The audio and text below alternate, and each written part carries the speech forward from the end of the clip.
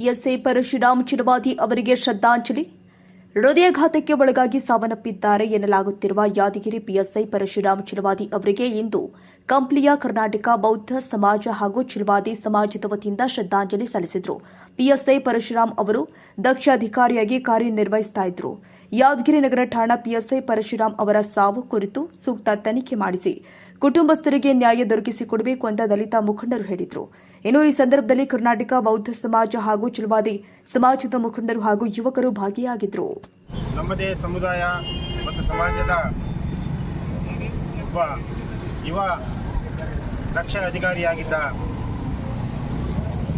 Yadgir police ಸ್ಟೇಷನ್ನಲ್ಲಿ police sub inspector ಆಗಿ ಕಾರ್ಯನಿರ್ವಹಿಸುತ್ತಿದ್ದ ಪರಶುರಾಮ್ ಚಿನವಾದಿ ಇವರು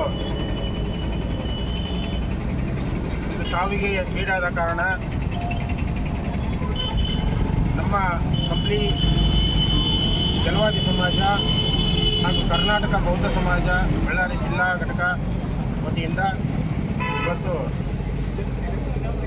ಒಂದು ಭಾವಪೂರ್ಣ ಶ್ರದ್ಧಾಂಜಲಿ ಹಮ್ಮಿಕೊಂಡು ಕಾರಣ ಅವರ ಆತ್ಮಕ್ಕೆ ಮತ್ತು ಅವರ ಕುಟುಂಬಕ್ಕೆ ದೇವರು ಸ್ವಲ್ಪ ಶಾಂತಿಯನ್ನು ಕರುಣಿಸಲಿ ಅಂತ ಪ್ರಾರ್ಥಿಸ್ತಾ, ಅದೇ ರೀತಿಯಾಗಿ ಒಬ್ಬ ನಿಷ್ಠಾವಂತ ಅಧಿಕಾರಿಯಾಗಿ ಅಥವಾ ಒಬ್ಬ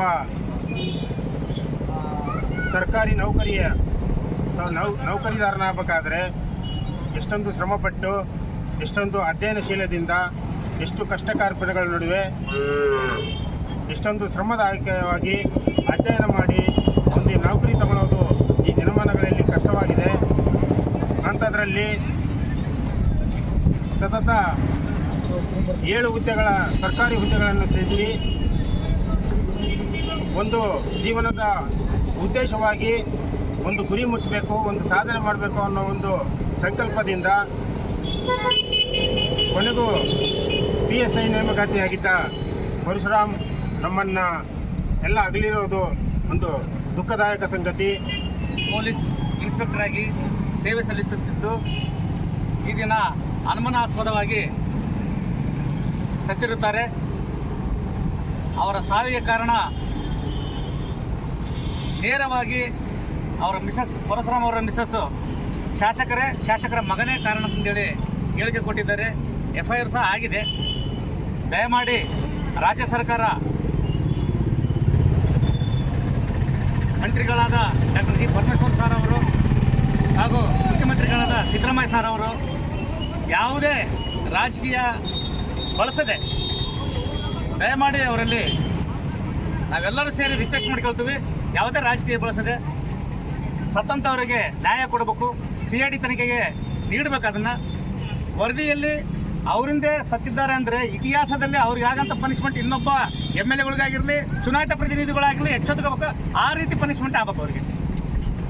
ಇವತ್ತು ಒಂದು PSI ಹುದ್ದೆ ಆಗಲಿ ಇನ್ನೊಂದು ಯಾವುದೇ ಸರ್ಕಾರಿ ನೌಕರಿ ಆಗಲಿ ಕಷ್ಟಪಟ್ಟು ಓದಿ ಸಾಧನೆ ಮಾಡ್ಬೇಕಂತೇಳಿ ಬಂದಿರ್ತಾರೆ. ಈ ಒಂದು ಲಂಚ ಕೊಡುವುದರ ಮೂಲಕ ಅವ್ರು ಸಹ ಭ್ರಷ್ಟಾಧಿಕಾರಿ ಆಗೋ ಪರಿಸ್ಥಿತಿ ಬಂದಿದೆ. ಇವತ್ತು ಯಾವ್ಯಾವುದರಲ್ಲೇ ತಿಂತಾರ ಚುನಾಯಿತ ಪ್ರತಿನಿಧಿಗಳು. ಕಾನೂನು ಕೊಡಂತ ಅವ್ರ ಹತ್ರನೇ ಲಂಚ ಪಡೆದು ಸ್ಟೇಷನ್ಗಳಿಗೆ ಟ್ರಾನ್ಸ್ಫರ್ ಮಾಡಿದರೆ 30 ಲಕ್ಷ 50 ಲಕ್ಷ ಅಂತೇಳಿ ಡಿಮ್ಯಾಂಡ್ ಮಾಡಿ ಸ್ಟೇಷನ್ಗಳಿಗೆ ಟ್ರಾನ್ಸ್ಫರ್ ಮಾಡಿದರೆ ಇವತ್ತು ಅವ್ರು ಸಹ ಏನು ಆಲೋಚನೆ ಮಾಡಕತ್ತಾರೆ ಅಂದರೆ ಕಂಪ್ಲೀಟ್ ಸ್ಟೇಷನ್ಗೆ ಹೋದರೆ ಎಷ್ಟು ಕಲೆಕ್ಷನ್ ಆಗ್ತದೆ, ನಾನು ಎಷ್ಟು ಕೊಟ್ಟರೆ ನಾನು ಅಲ್ಲಿ ನೌಕರಿ ಮಾಡ್ಬೋದು, ಉಡ್ತಿನಿಗೆ ಹೋದರೆ ಎಷ್ಟು ಕೊಟ್ಟರೆ ನಾನು ನೌಕರಿ ಮಾಡ್ಬೋದು. ಈ ಆಲೋಚನೆಗೆ ಅದರ ಅವರು ಜನಸೇವೆ ಮಾಡೋ ಪರಿಸ್ಥಿತಿ ಇಲ್ಲ. ಯಾಕಂದರೆ ಫ್ರೀಯಾಗಿ ಯಾರೂ ಟ್ರಾನ್ಸ್ಫರ್ ಮಾಡ್ತಾ ಇಲ್ಲ. ದಯಮಾಡಿ ನೀವು ಯಾವುದ್ರಾಗಾದ್ರೂ ತಿನ್ನಿರಿ.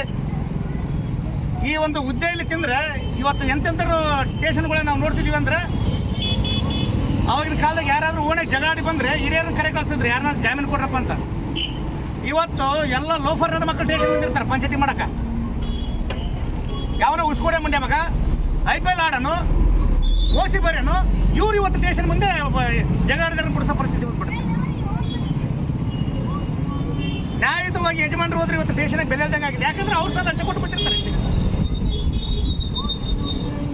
ದಯಮಾಡಿ ಸೂಕ್ತ ತನಿಖೆ ಆಗಬೇಕು, ಇವರಿಗೆ ನ್ಯಾಯ ಸಿಗಬೇಕಂತೇಳಿ ನಮ್ಮೆಲ್ಲರ ಪರವಾಗಿ ಮಾನ್ಯ ಸಿದ್ದರಾಮಯ್ಯ ಸರ್ ಹತ್ರ ಹಾಗೂ ಡಾಕ್ಟರ್ ಜಿ ಪರಮೇಶ್ವರ ಸರ್ ಹತ್ರ ಮನವಿ ಮಾಡಿಕೊಳ್ತಾ ಇನ್ನು ಮುಂದೆ ಇವರಿಗೆ ಇವರೇ ಏನು ಸುಸೈಡ್ ಮಾಡಲಿಕ್ಕೆ ಇವರೇ ಕಾರಣ ಅಂತ ಗೊತ್ತಾಗಿದೆ ಕರೆ ಹೋದರೆ ಇಂಥ ಪನಿಷ್ಮೆಂಟ್ ಬೇರೆ ರಾಜ್ಯಗಳು ಸಹ ಆಗಿರಬಾರ್ದು. ಆ ಪನಿಷ್ಮೆಂಟ್ ಆಗ್ಬೇಕಂತೇಳಿ ನಾನು ಸನ್ಮಾನ್ಯ ಮುಖ್ಯಮಂತ್ರಿಗಳ ಹತ್ರ ಪರಮೇಶ್ವರ ಹತ್ರ ಮನವಿ ಮಾಡಿಕೊಳ್ತೀನಿ. ನಮಸ್ಕಾರ. ರಾಮ್ ಚಲವಾದಿ ಅವರು ನಮ್ಮನ್ನಾಗಲಿದ್ದು ಭಾಳ ದುರಂತ ಸಾಧಿತು. ಇಡೀ ಕರ್ನಾಟಕ ರಾಜ್ಯಾದ್ಯಂತ ಇವತ್ತು ಅವರ ಪರವಾಗಿ ನಿಂತಿದೆ. ಆದರೆ ಆ ನ್ಯಾಯ ಸಿಗುತ್ತೋ ಏನೋ ಅದು ಅನುಮಾನ. ಯಾಕಂದರೆ ಸರ್ಕಾರಿ ನೌಕರರಲ್ಲಿ ಏನಾಗಿದೆ ಅಂದರೆ ಅಸ್ಪೃಶ್ಯ ನೌಕರರಿಗೆ ಅಲ್ಲಿ ನೆಮ್ಮದಿ ಇಲ್ಲ, ಅಲ್ಲಿ ಜಾಗ ಇಲ್ಲ, ಭಾಳ ಹಿಂಸೆ ಇದೆ, ಮಾನಸಿಕ ಹಿಂಸೆ ಇದೆ. ಆ ಹಿಂಸೆಗಾಗಿ ಅವರು ತಮ್ಮ ಪ್ರಾಣವನ್ನು ತ್ಯಾಜಿಸಿದ್ದಾರೆ. ಹಾಗಾಗಿ ಅದು ಒಂದು ಆತ್ಮಹತ್ಯೆ ಅಲ್ಲ. ಈ ಸಂದರ್ಭದಲ್ಲಿ ಏನಂದರೆ ಅದು ಒಂದು ಏನು ಆ ಸಾವೇನಿದೆ ಅದು ಒಂದು ಕೊಲೆ ಅಂತೇಳಿ ನಾವು ನಿರ್ಣಯಿಸಬೇಕಾಗ್ತದೆ. ಅಂಥ ಕೊಲೆಗೆ ಕಾರಣರಾಗಿರ್ತಕ್ಕಂಥ ಯಾರೇ ಆಗಿರಲಿ, ಅವರು ರಾಜಕಾರಣ ಆಗಿರಲಿ ಅಥವಾ ಅಧಿಕಾರಿಗಳಾಗಿರಲಿ ಅಥವಾ ಇನ್ನೂ ಬೇರೆ ಯಾವುದೇ ವಿಷಯ ಇರಲಿ, ಅಂಥವ್ರನ್ನ ತಕ್ಕ ಶಿಕ್ಷೆ ಈ ಸರ್ಕಾರ ಕೊಡಬೇಕಂತೇಳಿ ಇದು ಪರಶುರಾಮ್ ಚಲವಾದಿಯವರು ದಿನಾಂಕ 2ನೇ ತಾರೀಕು ಸ್ವರ್ಗಸ್ಥರಾಗಿದ್ದಾರೆ. ಅವರ ಸಾವಿನ ಹಿಂದೆ ಅವರು ಭಯಾಘಾತದಿಂದ ಮರಣ ಹೊಂದಿದ್ದಾರೆ ಅಂತ ಪೇಪರ್ನಲ್ಲಿ ಬಂದಿದೆ. ಆದರೆ ಇದು ಕೊಲೆ. ಈ ಕೊಲೆಯನ್ನು ನಮ್ಮ ಸರ್ಕಾರ ಗಂಭೀರವಾಗಿ ಪರಿಗಣಿಸಿ ಖಂಡಿಸಿ ಅವರಿಗೆ ಅವರ ಹಿಂದೆ ಇರ್ತಕ್ಕಂಥ ಯಾರೇನು ಅದರಲ್ಲ ಅವರ ಕೊಲೆಗೆ ಕಾರಣರಾದಂಥವ್ರನ್ನ ಅವ್ರನ್ನ ತಕ್ಕ ಶಿಕ್ಷೆ ಕೊಡಿಸಬೇಕಂತ ಆ ಸರ್ಕಾರದಲ್ಲಿ ನಾವು ಮನವಿ ಮಾಡ್ತಾ ನನಗೆ ಇವತ್ತು ಒಂದು ನೌಕರಿ ತಗೋಬೇಕಾದ್ರೆ ಎಷ್ಟು ಕಷ್ಟ ಪಡ್ತಾರೆ ವಿದ್ಯಾರ್ಥಿಗಳು. ಅಂಥದ್ರಲ್ಲಿ 8 ನೌಕರಿಯನ್ನು ಇದು ಆಡಳಿತ ಮಾಡಿ ಬಂದಿದ್ದಾರೆ. ಒಂದು ಬಳ್ಳಾರಿ ಮಹಾನಗರ ಪಾಲಿಕೆಯಲ್ಲಿ ಅವರು FP ಆಗಿ ಕೆಲಸ ನಿರ್ವಹಿಸಿದ್ದಾರೆ. ಅನಂತರ 3 ವರ್ಷ ಆಗಿ ಇವರು ಕೆಲಸ ನಿರ್ವಹಿಸಿದ್ದಾರೆ. ಇಲ್ಲಿ ಏನು ತಿಳ್ಕೊಬೇಕಾಗಿತ್ತಂದರೆ ಸಮಾಜದಲ್ಲಿ ಮೇಲಿದ್ದು ಜಾತಿ ವ್ಯವಸ್ಥೆಯಿಂದನೇ ಇದು ಆಗಿರೋದು. ಅದೇ ಮೇಲ್ವರ್ಗದಲ್ಲಿ ಇಂಥ ವ್ಯಕ್ತಿ ಇದ್ದರೆ ನಿಜವೂ ಇಷ್ಟು ಅವರು ಟಾರ್ಚರ್ ಕೊಟ್ಟಿದ್ದಾರೆ. ಅಲ್ಲಿ ಜಾತಿ ಅಸ್ಪೃಶ್ಯತೆ ಒಂದು ಕಾರಣ. ಆಮೇಲೆ ಲಂಚ ಇಲ್ಲಿ ಹೋಗಿದ್ದೇ ಒಂದು ಕಷ್ಟ ಆಗಿರ್ತದೆ. ಕೆಲಸ ತಗೊಂಡಿರೋದು ಲಂಚ ಎಲ್ಲಿವರೆಗೆ ಕೊಡಬೇಕು? ಲಂಚ ಆಗಿರ್ತಾನೆ ಇದು ತನ್ನ ಹೆಂಡತಿ ಮುಂದೆ ಹೇಳ್ಕೋಣ ಅಂತೇಳಿ ಪೇಪರ್ನಲ್ಲಿ ಬಂದಿದೆ. ದುಃಖ ತೋಡ್ಕೋಣ. ಇದೇ ಟಾರ್ಚರ್, ಮಾನಸಿಕ ಒಂದು ಕೊಲೆ. ವ್ಯಕ್ತಿ ಕಡ್ಡಲಿಂದಲ್ಲ, ಮಾನಸಿಕ ಕೊಲೆ ಅಂತ ಒಳ್ಳೆ ವ್ಯಕ್ತಿ ಈಗ ಸಾವನ್ನಪ್ಪಿದ್ದಾರೆ ಅಂತಂದರೆ ಭಾಳ ಬೇಸರ ಆಗ್ತಿದೆ. ಇದಕ್ಕೆ ಕಾರಣ ಆದವರು ಯಾರೇ ಆಗಿರಲಿ, ಅದು ರಾಜಕೀಯ ವ್ಯಕ್ತಿನಾಗಲಿ ಇನ್ನೊಬ್ಬರು ಇರಲಿ, ಅವ್ರಿಗೆ ತಕ್ಕ ಶಿಕ್ಷೆ ಆಗಬೇಕು.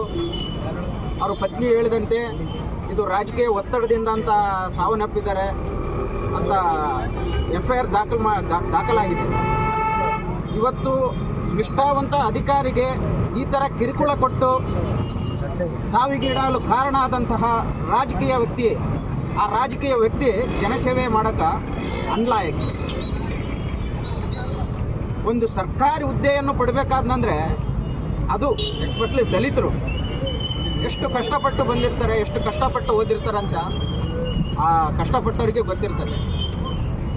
ನೌಕರಿ ಪಡ್ಕೊಂಡು ಇವತ್ತು ಪೋಸ್ಟಿಂಗಿಗೋಸ್ಕರ ಈ ಥರ ಹಣ ಕೊಡಲಿಲ್ಲ ಎಂದು ಕಿರುಕುಳ ಕೊಡೋದೈತಲ್ಲ, ಅವ್ರಿಗೆ ಶೋಭೆ ತರುವಂಥದ್ದಲ್ಲ.